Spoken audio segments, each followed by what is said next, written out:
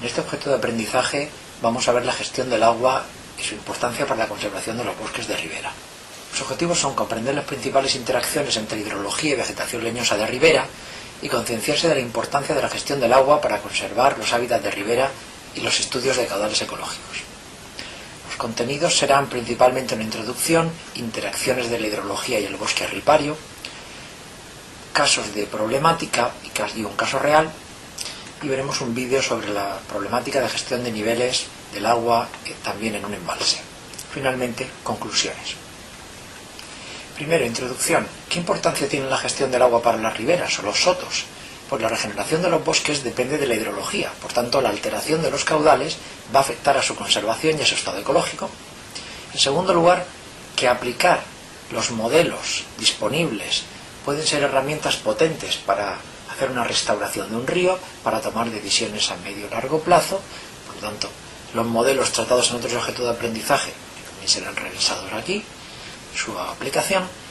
y además la normativa española de caudales ecológicos, que es la instrucción de planificación hidrológica, indica que la distribución de caudales mínimos que se estudia por ciertos métodos hay que validarla según análisis de la influencia sobre la vegetación de ribera. Las interacciones de la hidrología con el bosque ripario implican distintos procesos y principalmente los modelos de reclutamiento de gran importancia han sido revisados en otro objeto de aprendizaje sobre modelos conceptuales de reclutamiento, donde se vio los modelos, el modelo del marco de reclutamiento, Recruitment Box, el modelo hidrogeomorfológico de reclutamiento y el modelo según el concepto de siembra fluvial. Las interacciones que se van a producir y por lo tanto los procesos implicados que hay que considerar son los siguientes. Primero, los cambios de caudal y el transporte de sedimentos puede conllevar cambios morfológicos o bien sedimentación en llanuras de inundación que sean capaces de crear nuevos hábitats desnudos que puedan ser colonizados. Segundo, el ascenso de caudales, las crecidas deben coincidir parcialmente con la época de dispersión de la semilla para permitir que el río siembre con semillas unas ciertas zonas, normalmente zonas de orilla o zonas someras, donde estas semillas sedimentan, incluso pueden comenzar a arraigar en determinados tipos de lechos fluviales y para ciertas especies. También los caudales posteriores a la regeneración, en régimen natural, tienen genéricamente una tendencia decreciente. Esto permitirá a las semillas que van a germinar crecer sin estar mucho tiempo bajo el agua y no asfixiarse. Posteriormente a esa crecida, es decir, a la recesión de, digamos, el hidrograma de la crecida, vamos a tener que unos ciertos hábitats, pueden sufrir erosión si se producen nuevas crecidas, o bien puede haber una excesiva sequedad, es decir, que típicamente hay una zona muy baja que sigue húmeda mucho tiempo, donde mueren por asfixia, otra época alta donde hay gran sequedad y mueren por sequía, y en ciertos hábitats, pues la dinámica del flujo después de la regeneración, es decir, después de que esas semillas arraiguen, y la dinámica de sedimentos, de erosión-sedimentación, pues en ciertas zonas permitirá el éxito de esas plantas. Finalmente podemos decir que, como resumen, que si hay una serie de años, muchos años en los que el bosque no se regenera por semilla, pues aunque se produzca una regeneración vegetativa, el bosque finalmente muere por envejecimiento. Los distintos problemas que se pueden producir en estos procesos, en estos fenómenos, que pueden ser tanto por una asincronía ecológica como por efectos del hombre, pues se resumieron, o en cierto modo lo resumió los mismos autores del modelo del marco de reclutamiento, Mahoney y Rudd, en esta gráfica que vemos aquí. Por una parte hay alteraciones naturales que pueden suponer, como en el caso A que vemos, que se produzcan picos de crecida que una vez han desaparecido y se ha llegado a caudal base, pues digamos que no hayan coincidido con la época de diseminación de la semilla, que vemos en ese símbolo rectangular, que sería el marco de reclutamiento. Es decir, la elevación óptima de las riberas y el tiempo de diseminación de la semilla en los cuales óptimamente, es decir, necesitamos que se produzca esa recesión de la crecida.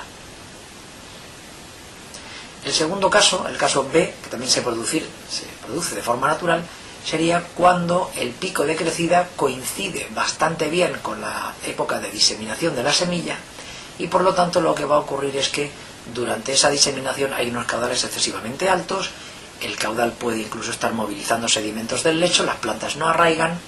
y lo que ocurre es que cuando esa crecida desaparece y tenemos ya caudal base, pues la viabilidad de la semilla o germinabilidad ya ha pasado y ya no puede haber una germinación. Tenemos otros dos casos que pueden ocurrir y serían, digamos, debidos por al hombre, que sería el caso C, en el que hay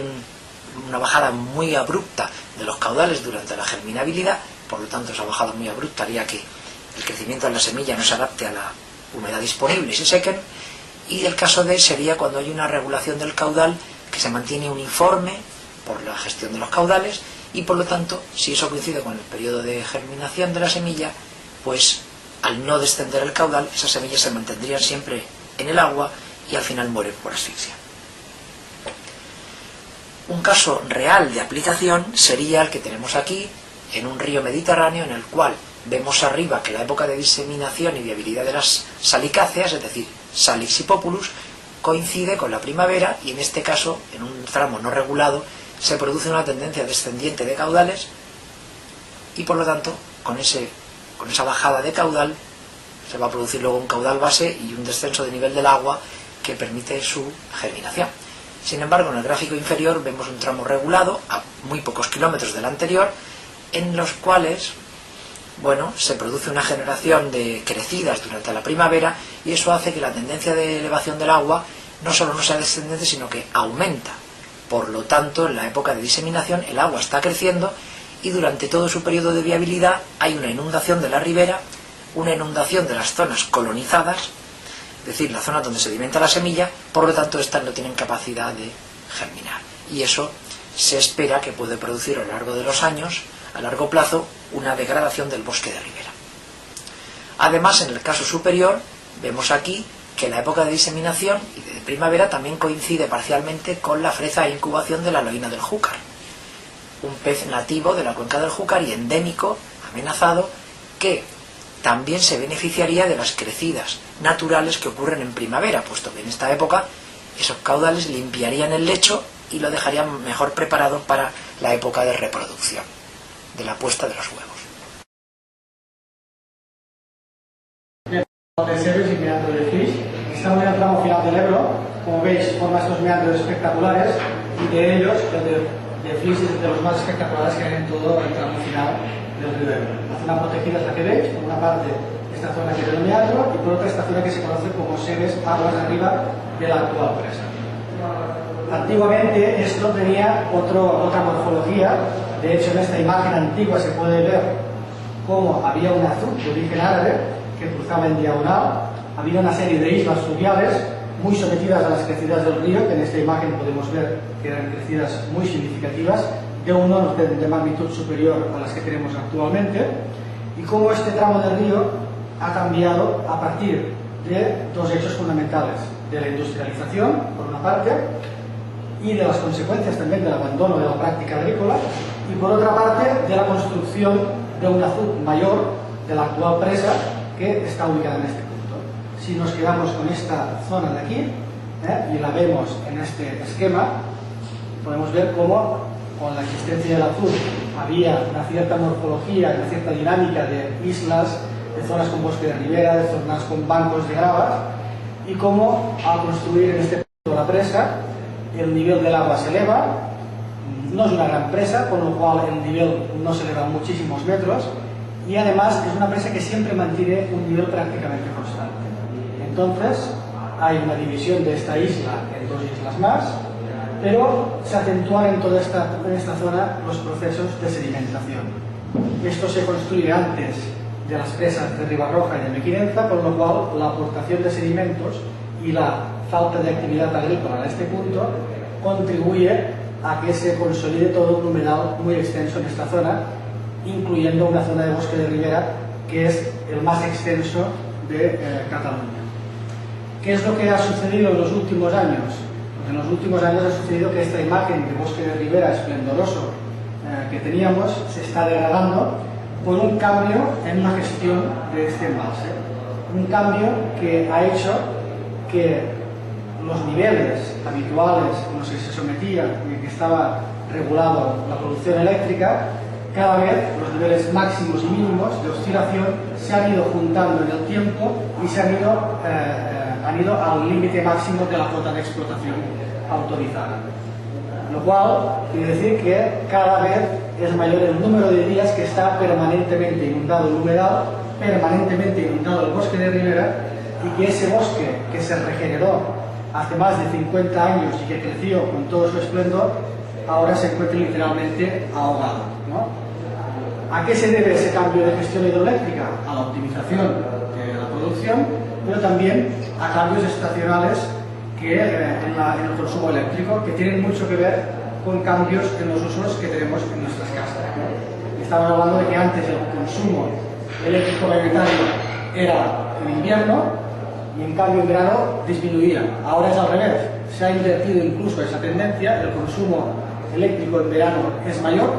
y eso, entre comillas, hace que muchas presas, muchos embalses estén funcionando al máximo de su capacidad para producir el máximo de electricidad también durante el verano. Finalmente, como conclusión, podemos decir que se ha demostrado que la recuperación de patrones naturales de caudales resulta efectivo para recuperar el bosque de ribera y las otras componentes ecológicas, que la regeneración del bosque se relaciona con la gestión de caudales altos y niveles altos,